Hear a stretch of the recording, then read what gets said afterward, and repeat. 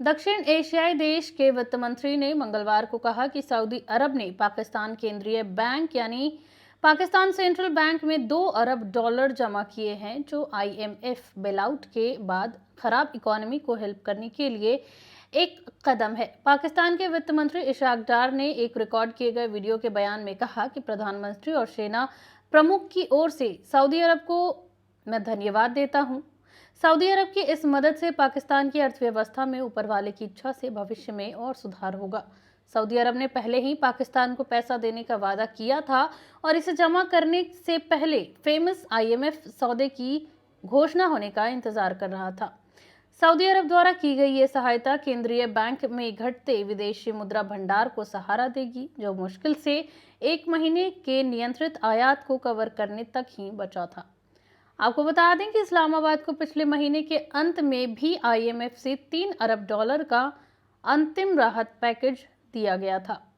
Riyadh क्षेत्र की police ने वादी अल दवासीर गवर्नरेट में जानबूझकर एक वाहन में आग लगाने के आरोप में एक सऊदी नागरिक को गिरफ्तार किया है। पुलिस ने कहा कि नागरिक ने अपने मालिक के साथ विवाद के बाद वाहन में आग लगा दी थी। इसके अलावा पुलिस ने सऊदी अरब के साइबर अपराध विरोधी कानून का उल्लंघन करने के आरोप में एक अन्य व्यक्ति को भी गिरफ्तार किया, क्योंकि उसने उस घटना की वीडियो बनाई और सोशल मीडिया प्लेटफॉर्म पर पब्लिश कर दी। वीडियो में नागरिक को वाहन में आग लगाते हुए देखा जा, जिससे वाहन क्षतिग्रस्त हो गया। आग बुझने के बाद दिखाए गए फुटेज से ये सारी बातें पता चली।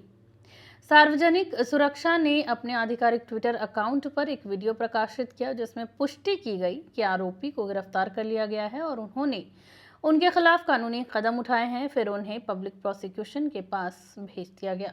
जेद्दा में किंग अब्दुल अजीज अंतर्राष्ट्रीय हवाई अड्डे यानी KAIA ने हवाई अड्डे के अंदर 4 हॉल अलग रखे हैं, जहां जमजम पानी बेचा जाएगा। KAIA ने कहा कि हज यात्री जो अंतर्राष्ट्रीय उड़ानों से यात्रा कर रहे हैं, वो उत्तरी हॉल के बाहरी गेट से जमजम पानी खरीद सकते हैं। इसके अतिरिक्त जमजम पानी हॉल नंबर 1 में 3 स्थानों से खरीदा जा सकता है, जो है हॉल 1 के अंदर, गेट B2 के बाहर, साथ ही गेट C2 के बाहर। KAIA ने जमजम पानी के लिए अधिकतम सीमा भी निर्धारित की है, जिसे हज यात्री अपने साथ ले जा सकते हैं। बता दें कि उन्हें केवल जमजम पानी की एक 5 लीटर की बोतल ही ले जाने की अनुमति है। मानव संसाधन और सामाजिक विकास मंत्रालय ने सोमवार को एक निर्णय जारी कर कीवा प्लेटफॉर्म के भीतर एक इलेक्ट्रॉनिक सेवा के रूप में संचालन और मेंटेनेंस कॉन्ट्रैक्ट के लोकलाइजेशन को मंजूरी दे दी है।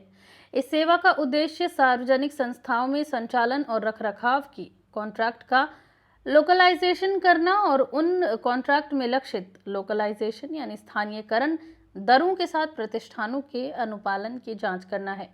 वहीं इलेक्ट्रॉनिक सेवा मंत्रालय के प्रयासों का भी समर्थन करेगी, जिसका उद्देश्य श्रम बाजार में सऊदी पुरुषों और महिलाओं के लिए भागीदारी के अवसरों को बढ़ाना है।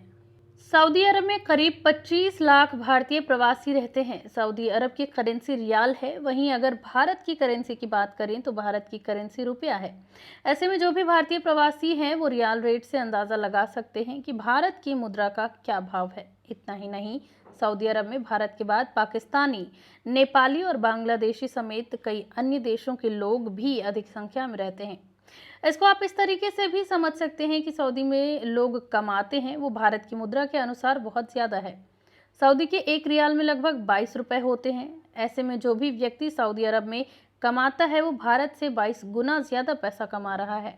और ऐसा ही बिल्कुल अन्य देशों के साथ भी होता है। तो चलिए अब हम आपको बताते हैं कि आज सऊदी रियाल के क्या रेट हैं। वहीं भारत, पाकिस्तान, नेपाल, भूटान, बांग्लादेश के करेंसी के हिसाब से रियाल कितना है। आज एक सऊदी रियाल में 21.95 रुपए है, जो पिछले हफ्ते 21.85 रुपए थे।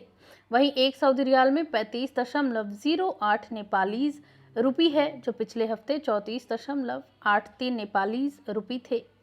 वहीं एक सऊदी रियाल में 28.82 बांग्लादेशी टका है, जो पिछले हफ्ते 28.71 बांग्लादेशी टका था। वहीं एक सऊदी रियाल 73.27 पाकिस्तानी करेंसी है, जो पिछले हफ्ते 76.06 पाकिस्तानी करेंसी था। एक सऊदी रियाल में आज 21.93 भूटानी करेंसी है, जो पिछले हफ्ते 21.77 भूटानीज नेगल ट्रिम थी। जैसे जैसे तापमान बढ़ता है वैसे वैसे डॉक्टरों का कहना है कि गर्मी के मौसम में सिरदर्द और माइग्रेन भी बढ़ जाता है, जिसके परिणाम स्वरूप अस्पताल में रोगियों की संख्या में भी 10 से 20% की वृद्धि होती है। मरीजों को गर्मियों के दौरान अक्सर डिहाइड्रेशन यानी शरीर में पानी की कमी हो जाती है, जिसके कारण माइग्रेन की समस्याएं गंभीर हो जाती हैं। सिरदर्द से पीड़ित 7,000 से अधिक रोगियों पर हार्वर्ड यूनिवर्सिटी के एक स्टडी में डॉक्टर जोमा ने बताया कि तापमान में हर 9 डिग्री फ़ारेनहाइट की वृद्धि यानी 12 डिग्री सेल्सियस की वृद्धि के साथ रोगियों में गंभीर सिरदर्द का अल्पकालिक जोखिम 7.5% तक बढ़ जाता है। गर्मियों में सिरदर्द ज्यादातर डिहाइड्रेशन और सूरज की रोशनी के सीधे संपर्क में आने के साथ साथ नींद के पैटर्न में बदलाव के कारण होता है, चाहे वह देर रात तक जागना हो या प्रतिदिन अधिक घंटे तक सोना।